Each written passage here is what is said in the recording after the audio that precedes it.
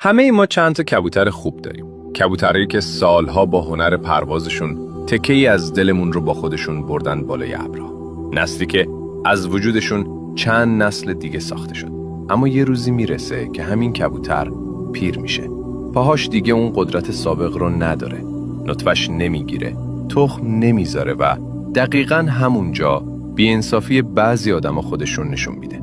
پرنده‌ای که سالها عرق جونش رو پای ما ریخت، همون که نسلش آسمونو درید، برداریم ببریمش سر چهارراه پرنده فروشا و ردش کنیم بره. اینجا دیگه نمیشه گفت من عشق بازم. کبوتر داشتن که هنر نیست. هر کسی میتونه چند تا پرنده بخره و بندازه تو لونه. عشق بازی یه چیز دیگه است.